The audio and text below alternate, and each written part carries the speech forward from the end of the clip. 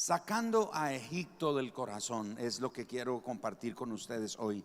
Sacando a Egipto del corazón. Y seguramente cuando escucha este nombre, este título, se hace la idea rápido de que tiene que ver con el pueblo de Israel y su libertad allá de Egipto. Y sí, tenemos que reconocer que el propósito de Dios para liberar a su pueblo Israel de la esclavitud no fue llevarlos a la tierra prometida.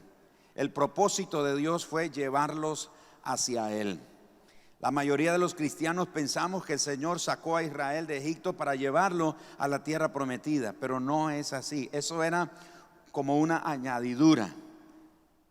Es como Jesús dijo en Juan 6:33: busquen primeramente el reino de Dios y su justicia, y las demás cosas van a venir por añadidura, dijo Jesús. Así que la prioridad no era llegar a la tierra prometida, eso era una añadidura. La prioridad era acercarlos a Él. Por eso Éxodo 19:4 dice: vosotros visteis lo que hice a los egipcios y cómo os tomé sobre alas de águilas y os he traído a mí. Note qué interesante. Dice: los he traído a mí.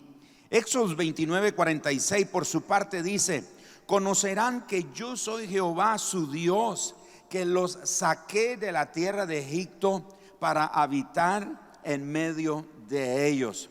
Eso nos presenta el segundo propósito que Dios tenía para sacar a su pueblo Israel de la esclavitud. Primero era llevarlos hacia Él, atraerlos hacia Él. Y segundo, habitar en medio de ellos, vivir en medio de ellos, morar en medio de ellos.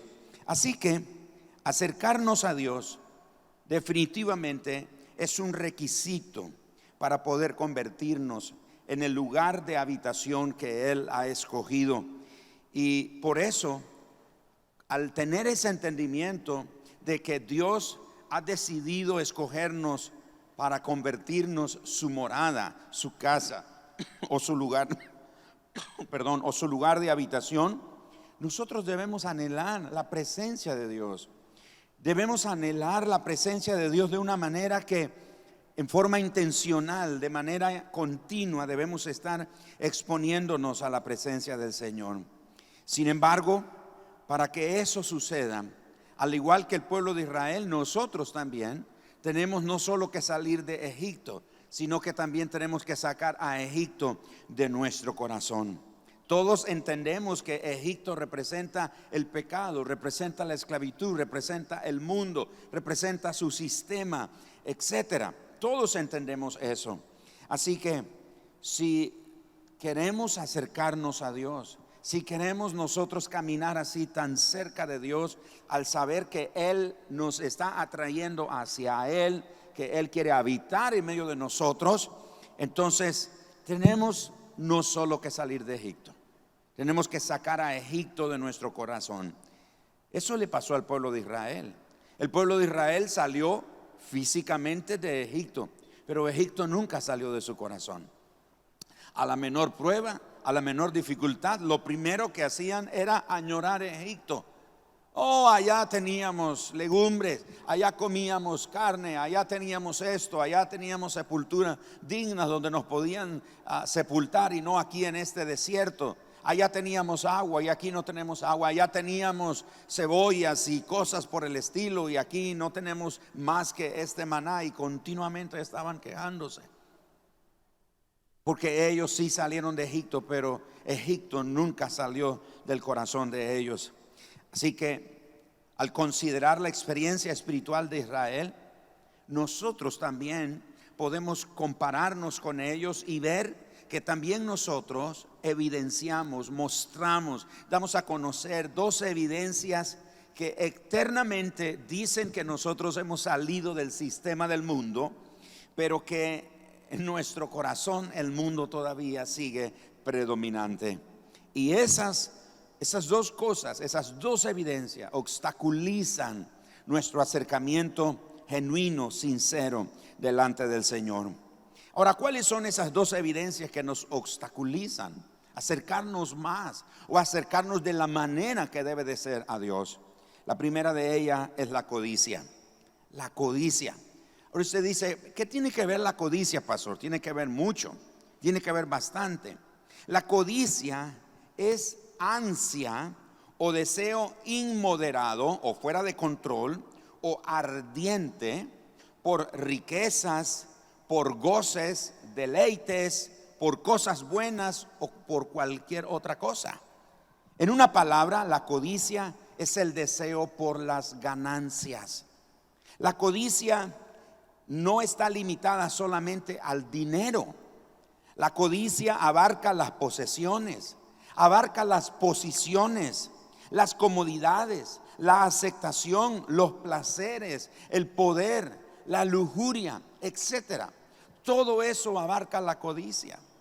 El asunto es que a veces nosotros los cristianos decimos, bueno, yo no tengo ese pecado porque yo no practico esas cosas, porque generalmente siempre estamos calificando un pecado de forma externa como algo grave o algo leve. O ese pecado es grave, este pecado no es tan grave.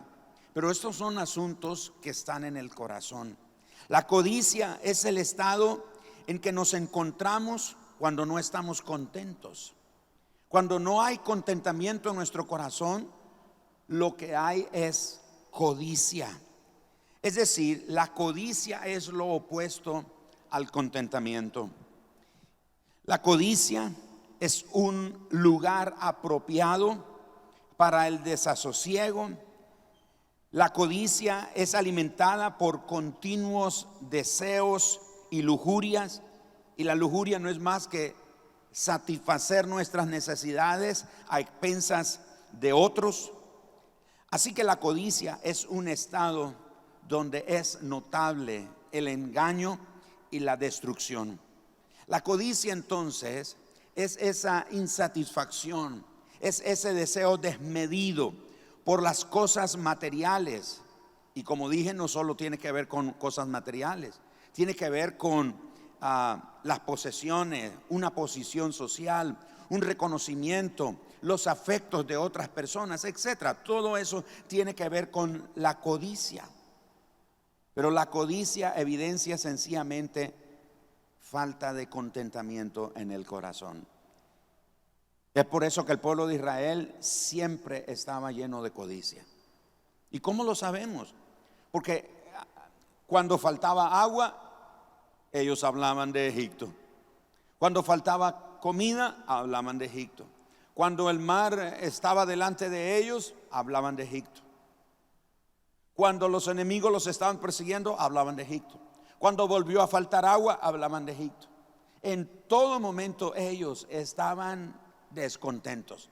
Una codicia continua en el corazón que les impedía poder entender lo que Dios quería hacer con ellos. Fue por eso que cuando Dios se reveló en el monte Sinaí, le dijeron a Moisés que no hable Dios con nosotros porque vamos a morir. Mejor habla tú con él y tú dinos las cosas que él tiene que decirnos. Porque ellos prefirieron estar de lejos, porque la codicia de su corazón no les permitía la libertad de poder estar ante la presencia de ese gran Dios. Así que, ¿cuál es el antídoto para la codicia? El antídoto para la codicia es el contentamiento. El contentamiento es el descanso, el reposo de la mente en la condición presente, es decir, donde estamos, en el episodio de nuestra vida, donde nos encontramos, en el momento actual que estamos viviendo. Es ese descanso, es ese reposo en la mente, en el corazón. Es satisfacción que mantiene a la mente en paz. La mente está tranquila, la mente está confiada. El contentamiento es descanso o reposo que mantiene a la queja y a los deseos incontrolables, a los deseos de la codicia, los mantiene a raya, los mantiene bajo control, los mantiene frenado. Eso hace el contentamiento. El contentamiento entonces mantiene a raya, frenado a la queja y a los deseos incontrolables de tener más cosas, de esa insatisfacción. Y El contentamiento en algún momento, con alguna frecuencia, puede implicar un grado moderado de felicidad. El contentamiento sencillamente es completa satisfacción en la voluntad de Dios. No es cierto que a veces nosotros decimos, bueno, que se haga la voluntad de Dios, pero realmente creemos lo que acabamos de decir. Realmente actuamos de acuerdo a lo que acabamos de decir o a la declaración que acabamos de hacer. Bueno, que se haga la voluntad de Dios, pero estamos inconformes. Pero ¿por qué? ¿Por qué no? ¿Y por qué a mí? ¿Y por qué ahora? ¿Y por qué no pasó? Si soy hijo de Dios y aquí, allá. Entonces no estamos contentos. El contentamiento entonces es esa completa satisfacción en la voluntad de Dios. El contentamiento piadoso contiene en sí mismo una gran ganancia y contiene paz que trasciende al entendimiento. Es como la paz. ¿Se acuerda cuando aprendimos de que la paz es violenta? En Filipenses capítulo 4 versículo 6 aprendimos, y la paz de Dios guardará. Y aprendimos que esa palabra guardará es un término militar. Así que la paz, así como la dibujan, una palomita con unas ramitas de olivo, nada que ver. La paz es violenta, es agresiva. Y dice, y la paz de Dios guardará vuestros corazones y vuestros pensamientos en Cristo Jesús. Pero esa paz sobrepasa el entendimiento humano. El contentamiento también es así. El contentamiento es esa ganancia, esa paz que trasciende el entendimiento humano. Por eso el apóstol Pablo dijo en 1 Timoteo capítulo 6 versículo 6, gran ganancia es la piedad acompañada de contentamiento. Gran ganancia es la piedad acompañada de contentamiento.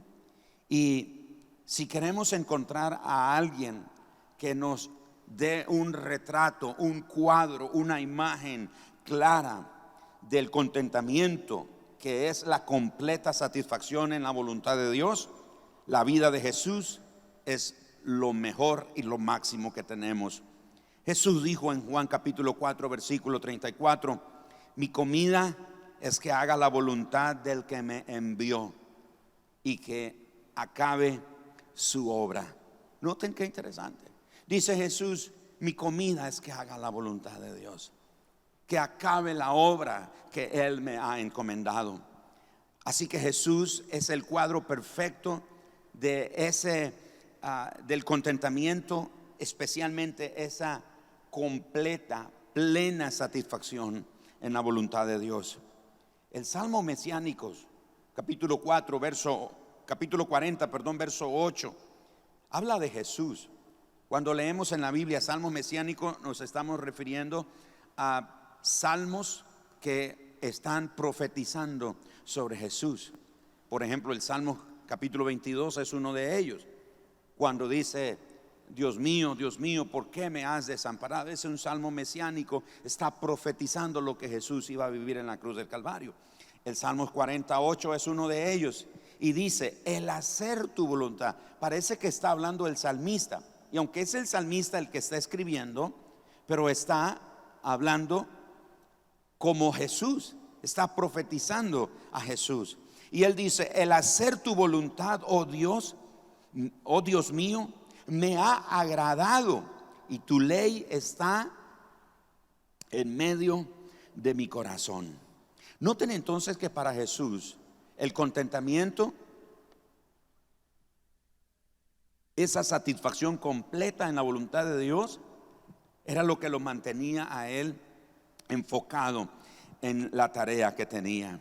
Así que Jesús vivió para los deseos de su Padre. Jesús vivió con el deseo en su corazón de honrar siempre a su Padre. Su completa satisfacción, su completa confianza siempre se encontraba en hacer la voluntad de su Padre. Y por eso Hebreos capítulo 13 verso 5 nos exhorta el escritor a los hebreos de la siguiente manera: sean vuestras costumbres. Otras versiones traducen esa palabra costumbre a comportamiento o estilo de vida. Así que podríamos leer ese versículo: sean sus comportamientos, o compórtense o vivan sin avaricia, que es un sinónimo de codicia. Y escucha lo que dice: contentos con los que tenéis ahora, porque Él dijo: no te desampararé ni te dejaré. Así que la codicia es el primer obstáculo que el pueblo de Israel enfrentó en su jornada espiritual con Dios. Dios los saca de Egipto para traerlos hacia Él, para habitar en medio de ellos. La tierra prometida, eso era la añadidura, como dije. Pero antes de que entraran a la tierra prometida, ellos tenían que saber quién era Dios, de qué se trataba esto, lo que significaba que Él viviera, habitara, morara en medio de ellos. Pero la codicia en el corazón de ellos los llevó al descontento. Nunca estaban contentos, nunca estaban satisfechos, siempre estaban quejándose, siempre estaban lamentándose, siempre estaban murmurando, siempre estaban con dolor, siempre tenían una queja, siempre tenían un lamento, siempre tenían algo por qué criticar o por qué quejarse o lamentar, por la codicia en el corazón. El segundo obstáculo es la idolatría. Ay, dice: pastor, mire, usted está predicando este mensaje en el lugar equivocado y en la fecha equivocada. Eso lo tiene que predicar allá en los días de diciembre, cuando la gente está adorando ídolos. Bueno, vamos a ver que estoy en el lugar correcto y en la fecha correcta. Porque la idolatría es todo aquello que ocupa el centro de nuestro corazón. Es todo aquello que demanda una prioridad absoluta de nuestra vida. Es todo aquello que consume todas nuestras fuerzas, nuestras energías, nuestro tiempo, nuestros recursos, nuestra atención, etcétera. Todo eso es idolatría. Y veamos que el pueblo de Israel, de nuevo, es para nosotros un ejemplo. El apóstol Pablo en Romanos dice que todas las cosas que se escribieron antes se escribieron para nuestro aprovechamiento, para que nosotros, no están ahí solo para que nosotros digamos: qué bárbaro Israel. Yo he oído cristianos que dicen, he oído a cristianos que dicen esto: uy, si yo hubiera sido el pueblo de Israel y hubiera visto el mar rojo, uy, yo estaría agradecido con Dios, uy, yo nunca me hubiera quejado. No es cierto, haríamos lo mismo. ¿Saben por qué? Porque ellos y nosotros somos iguales, que somos naturaleza caída. Veamos lo que Dios dice al respecto. Ezequiel capítulo 14, versículo 2 y verso 3. Escuchen lo que Dios dice, o acompáñenme a leerlo. Y vino palabra de Jehová diciendo: hijo de hombre, estos hombres, refiriéndose al pueblo, han puesto sus ídolos, ¿dónde? Si está leyendo en la pantalla, han puesto sus ídolos, ¿dónde? En su corazón.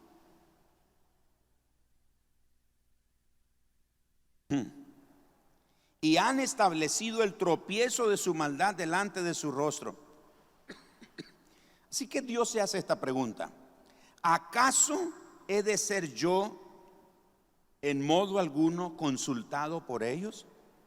En otras palabras, ¿acaso ellos se van a atrever a venir a pedirme consejo? Cuando dice consultado, está diciendo: Señor, necesito que me des sabiduría.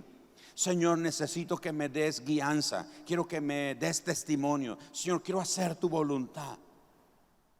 Dice: Señor, ¿cómo pretenden ellos eso? Cuando en su corazón hay ídolo, cuando en su corazón hay idolatría. Así que Dios se lamenta que su pueblo venga delante de Él a pedirle consejo, a pedirle dirección, a pedirle sabiduría, con un montón de ídolos escondidos en el corazón.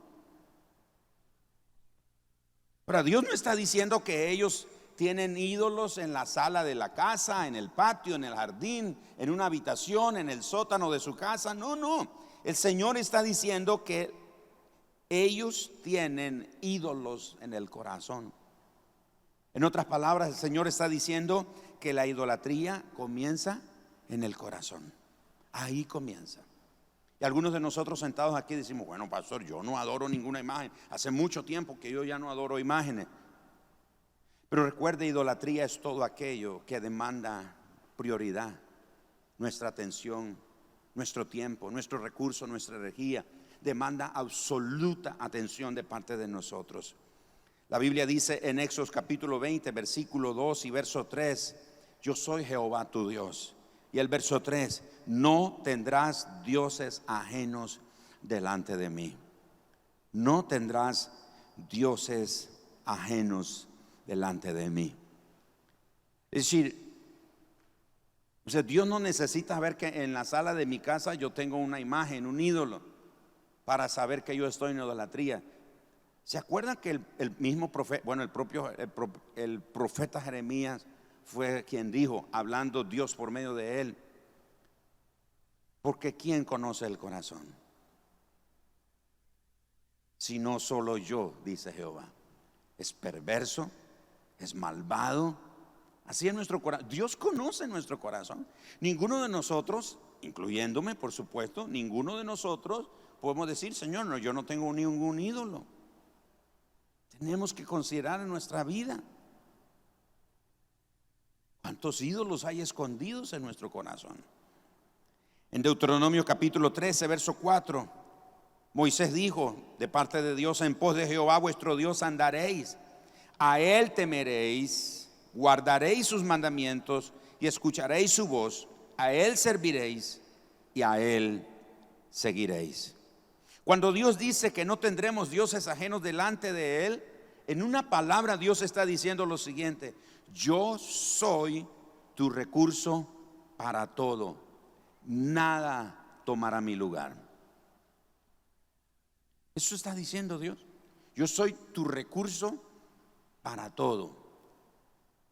Hoy me tocó leer en Deuteronomio 14 y 15, y en esa porción se habla de los levitas, y dice que los levitas no tenían heredad, no tenían posesión. De todas las 12 tribus de Israel, fue a la única tribu que Moisés no le entregó un centímetro de tierra.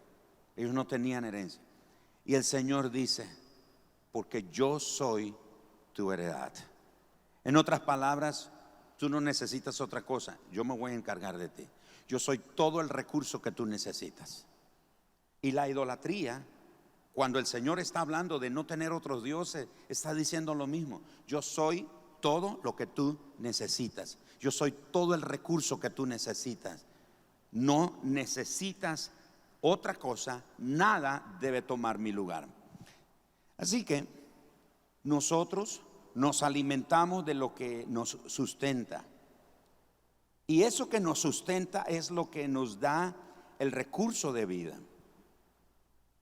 Por eso nosotros debemos de alimentarnos de Jesús. Jesús dijo que Él es el pan de vida. En Juan capítulo 6, verso 48, Jesús habla de eso, que Él es el pan de vida y el que coma de Él nunca tendrá hambre. Él es el pan de vida y nosotros debemos de tomarlo a Él, porque Él es lo que nos sustenta. Él es nuestro recurso. Así que un ídolo se convierte en un recurso para nosotros. Eso es un ídolo, es un recurso. Veamos el ejemplo del pueblo de Israel. Y usted dice, pastor, ¿y cómo sabe que ellos eran idólatras? Bueno, ¿de dónde creen ustedes que nació el becerro de oro? ¿De dónde salió? Del corazón de ellos.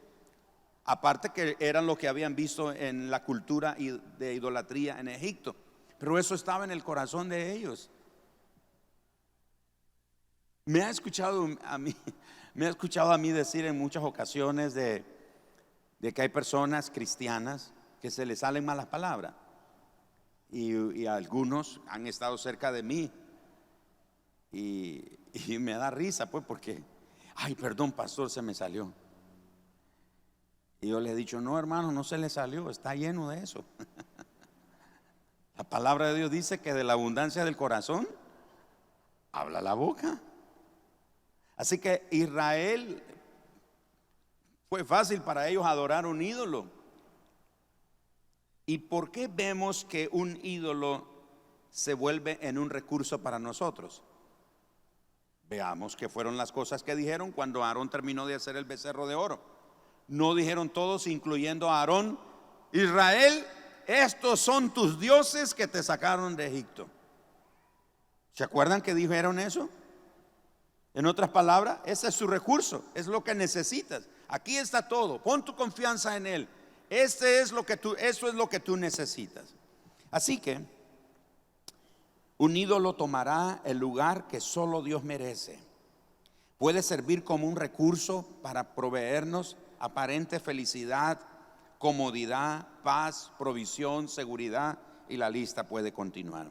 Nosotros somos los que hacemos un ídolo. El poder del ídolo yace en nuestros corazones. No siempre está hecho de piedras, de maderas o de cualquier otro metal. El ídolo nosotros lo hacemos. El ídolo lo portamos nosotros.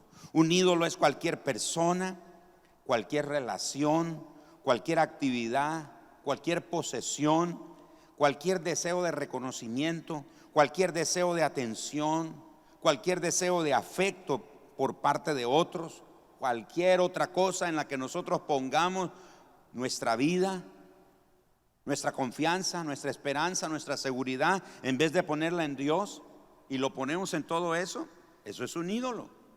Un ídolo es lo que amamos. Un ídolo es lo que nos gusta. Un ídolo es en lo que confiamos. Un ídolo es lo que deseamos o a lo que le damos más atención en nuestra vida.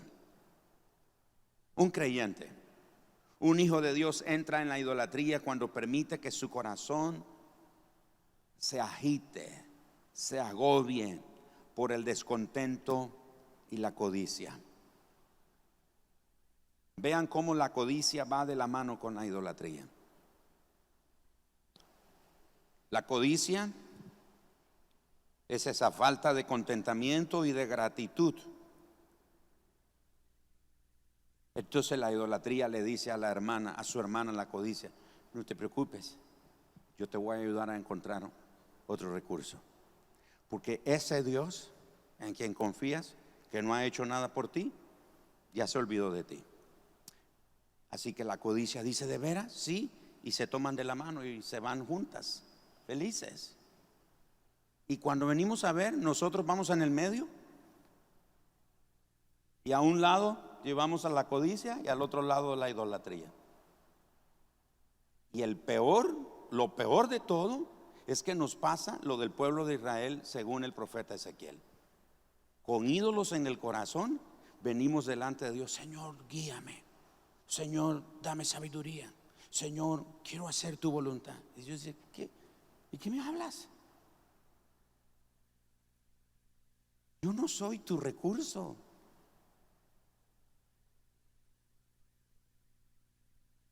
Esos fueron los dos obstáculos que le impidieron al pueblo de Israel conocer a Dios como Él quería ser conocido por su pueblo. Y esos son los mismos obstáculos que nosotros enfrentamos en nuestra relación con Dios. En ese deseo de conocer más de Dios, en ese deseo de acercarnos más a Dios, batallamos con la codicia. La codicia que nos dice: las cosas están mal. Oh, sí, eso está terrible. Esto no va a mejorar. Te vas a morir ya. Uy, en otro lugar estarías mejor. En otro lugar. La codicia te lleva al descontento y a esa ingratitud, esa actitud de falta de gratitud a Dios. Y no agradeces, no celebras, no disfrutas lo que tienes ahora. Entonces la codicia está triste porque no tiene lo que quisiera. Y aparece la idolatría, su hermanita la idolatría. ¿Por qué está triste? ¿Por qué está así? No tengo. Tranquilo, yo conozco otro recurso. Ven.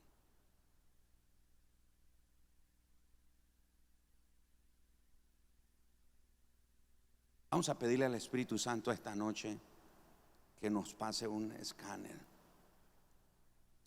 Después del 9/11 en los Estados Unidos particularmente, y en muchos países alrededor del mundo, cuando uno tiene que entrar al área de abordaje en los aeropuertos, uno tiene que pasar por unos escáneres.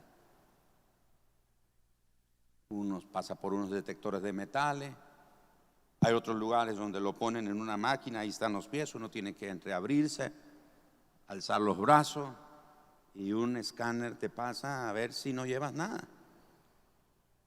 Y si las autoridades detectan algo irregular. Mi primer viaje a los Estados Unidos,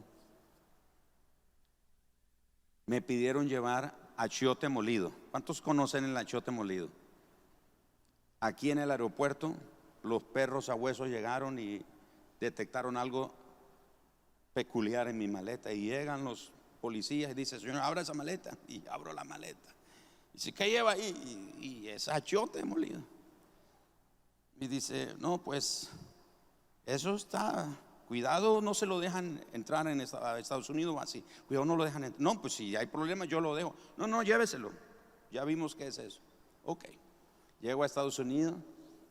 Igual, paso por el detector de metales, donde los escáneres donde pasan las maletas, y me llama un oficial de aduana y dice: venga para acá, abra, suba su maleta y abra la maleta. ¿Qué trae ahí? Y ya saben, todos los nicas llevan queso, rosquillas, huirilas, elotes cocidos y oltamales. Y yo no era la excepción, yo llevaba achiote. Y entonces me dice, era un cubano, me acuerdo, cubano americano. Y dice: ¿eso qué es? Y dice: ¿qué hay ahí? Entonces yo lo abro y él lo destapa, lo termina de abrir y dice: ¿qué cosa es esto? Y trae un perro, el perro lo olfatea. Pues obviamente es achiote, no va nada más que eso. Y el perro pues no hizo ninguna así. Y dice: ¿pero qué cosa es eso? Y le digo yo, como todo nica, achiote, que le estoy hablando en indígena a ese oficial. Dice: ¿qué cosa es eso? Sí. Y yo dije: eso es un condimento para la comida. Y dice el señor ese: llévese, qué cosa más rara la que come esta gente. Dice: váyase.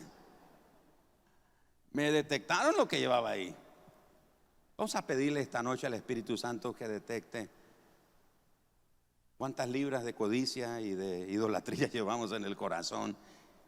Algunos: Señor, ¿por qué no siento tu presencia? Señor, ¿por qué estoy en esto? ¿Por qué estoy en esta situación? ¿Por qué me siento deprimido? ¿Por qué estoy abrumado? ¿Por qué estoy desalentado? ¿Por qué me siento así, desconectado o frío? ¿Qué sé yo? ¿Cómo se dice? Y a veces decimos: Señor, el diablo. No, olvídese del diablo. El problema está en el corazón. Codicia e idolatría.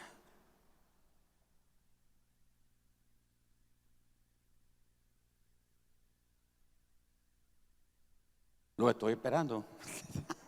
O sea que me voy a poner a cantar, porque ya les tiré varias piedras y nada.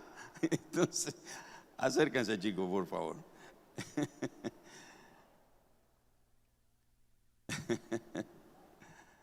Ahí llegan ellos ya.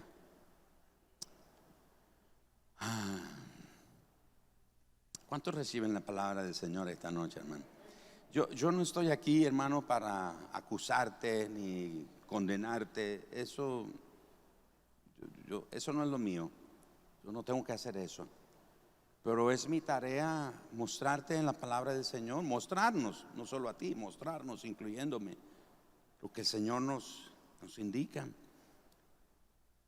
Porque, hermano, el deseo de Dios no ha cambiado. Dios nos quiere cerca de Él. ¿Alguien dice amén? ¿Alguien que cree eso? Dios no, el deseo de Dios no ha cambiado. El plan de Dios. Muchos de nosotros estamos: ay, no, pues el Señor me salvó para no irme al infierno. No, hermano, Jesús no murió en la cruz del Calvario para que no te fueras al infierno. Suena raro esto que estoy diciendo, pero Jesús lo dijo de esta manera: Señor, esta es la vida eterna,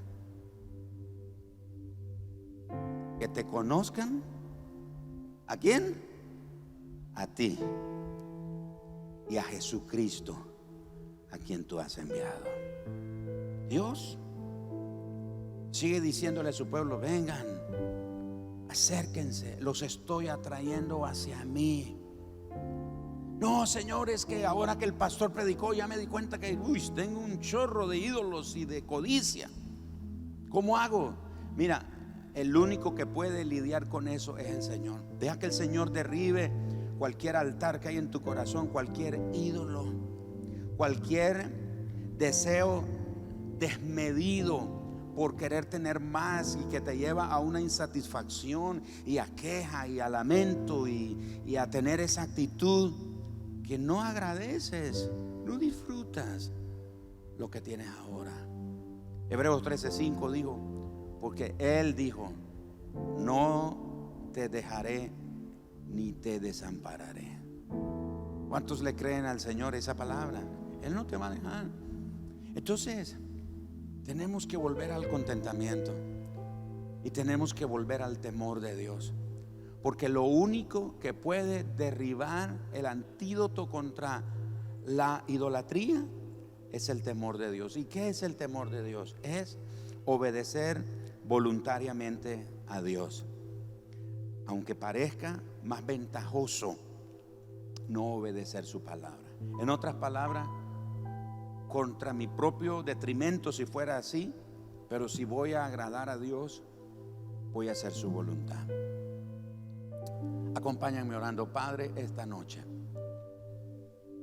estamos en estas 3 reuniones del Espíritu, en estas 3 reuniones de la palabra, en estas 3 reuniones de ministración, de adoración, de predicación, de exponer nuestra vida al fuego, a la luz, al poder, a la autoridad de tu palabra, Señor. Y esta noche, Señor, haciendo una reflexión en nuestra vida, el pueblo de Israel no te pudo conocer como debía por la codicia y la idolatría. La hermana de la codicia apareció diciendo, no te preocupes, te voy a mostrar otro recurso. Y Dios dice, no tendrás dioses ajenos, no tendrás otros dioses, diciendo, yo soy tu único recurso, yo soy el recurso que tú necesitas. Nadie debe ocupar mi lugar en tu corazón. Señor, te pedimos perdón porque fácilmente nos desviamos, fácilmente, Señor, nos deslizamos, fácilmente, Señor, levantamos un ídolo en nuestro corazón. Un ídolo en nuestro corazón que se levanta como un falso recurso, un aparente apoyo que nos brinda una aparente seguridad y confianza, pero nos damos cuenta que falla. Por eso esta noche, Señor, te pedimos, examínanos como David lo dijo. Examíname, oh Dios, y ve si hay en mi camino de perversidad, y guíame por la senda de rectitud.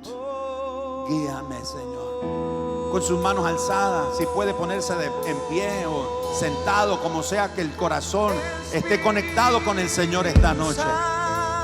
Y entre tanto esta noche nos exponemos. Vamos, pídele al Espíritu Santo que nos examine, que nos muestre, que nos revele, que alumbre cada rincón de nuestro corazón. Y Él nos haga ver, nos haga reconocer lo que necesitamos. Y lo que necesitamos es a Él. Es a Él a quien necesitamos.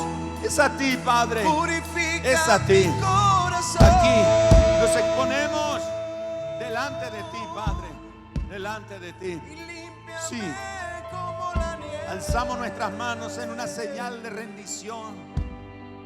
Alzamos nuestros brazos en señal de rendir el corazón ante tu presencia, Señor, porque tú quieres atraernos hacia ti. Ese es el deseo de tu corazón, habitar en medio de nosotros, Señor.